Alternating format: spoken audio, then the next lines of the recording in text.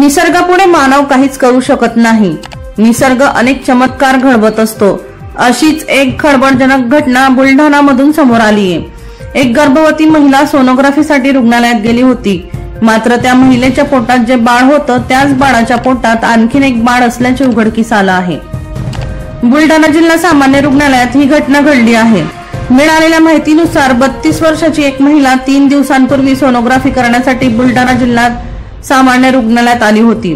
त्यावेळी हा धक्कादायक प्रकार समोर आला। या महिलेला आधी 2 अपत्य असून ती तिसऱ्यांदा गर्भवती आहे। सोनोग्राफी करताना त्या महिलेच्या पोटातील बाळाच्या पोटात आणखीन एक बाळ असल्याचे डॉक्टरांच्या लक्षात आलं। निसर्गाने मानवाची अशा प्रकारे रचना केली आहे की विशिष्ट वयानंतर आणि शरीर रचनेत बदल झाल्यानंतर महिला प्रजनन करण्यास सक्षम होतात।